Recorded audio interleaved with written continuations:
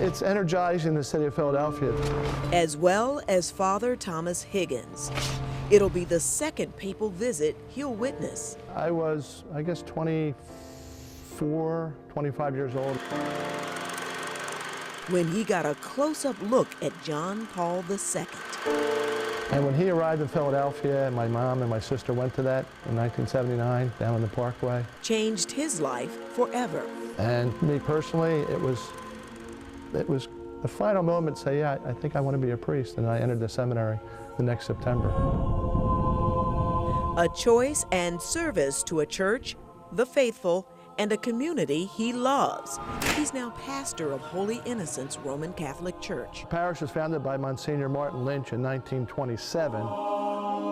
It became a crown jewel in what was still pretty much countryside in Juniata Park. And that was in the 30s, and in the 1953 he built this beautiful church. It's gorgeous. Which holds about 1,200 people. But you'd have to go back 40, 50 years to a time when these pews were overflowing and there was a waiting list for the school. Honestly, only one Mass is filled.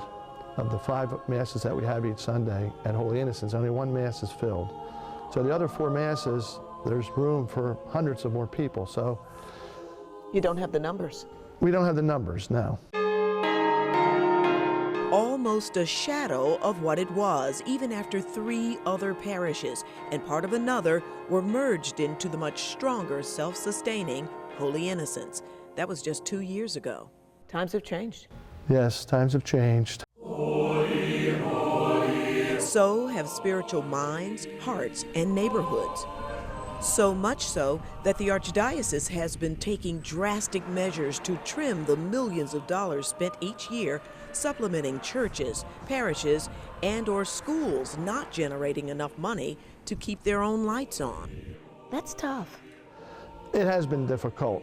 Selling off everything from ornate stained glass to abandoned schools, convents, and entire parish properties. What more can we do? Father Higgins says in some cases, it's not easy finding any interested buyers.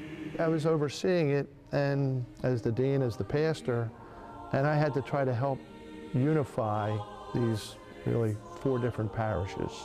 And we're still trying. Trying times for generations of families who had grown up in Mater Dei Rosa and St. Joachim, both in Frankfurt, St. Joan of Arc in Harrogate, and the parish of Ascension of Our Lord, smack in the center of this West Kensington neighborhood.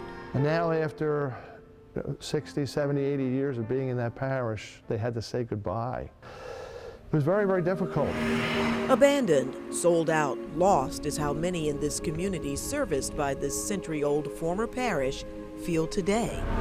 Sad. Orlando Gonzalez says when Ascension fell, so did the hope and guiding light of this neighborhood. It's falling apart. I mean, you see drugs all around it. It's just sad. The Harrogate community has been abandoned in many ways. But St. Joan of Arc will not go the way of Ascension, vows Sister Linda Lukeski. We're working very hard to maintain a presence here. Rallying volunteers and donations in a crusade led solely by this feisty, spunky nun.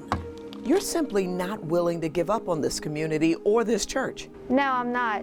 To provide nourishment, both physical and spiritual, to a community who has very little to give anymore, but they need a lot. People come from all over. The Old World Style Church holds a popular Sunday Mass, all in Spanish. I mean, they have such history. All of them have history. Still, with the parish often dipping into its savings to supplement Joan of Arc and others, Sister Linda knows all of this could shut down any day. That's a very big possibility. But Sister Linda, Orlando Gonzalez, and Father Higgins all have high hopes riding on the Pope's historic visit, praying that some hearts may be touched and faith restored. Well, I hope so. It's my prayer, and really it's what we're all working for here.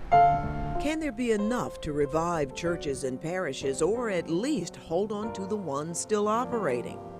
I have faith that's going to happen. It really is needed. But Orlando worries the feeling may be fleeting when the Pope and the spotlight leave town. Because he's coming downtown. Is his voice going to reach West Kensington, or is his voice is just going to be heard downtown? You hope it will? I'm praying that it will. If I just go back to my 1979 experience with Pope John Paul II, I'm optimistic that a few other young men will hear the similar call to say, wow. Father Higgins has no doubt, though, that he'll still have to reach out to reclaim. Yeah, do you live in the neighborhood? Yeah, down that way. One Catholic at a time. Come and visit. You got the mass schedule there. Yeah. Joyce Evans, Fox 29 News.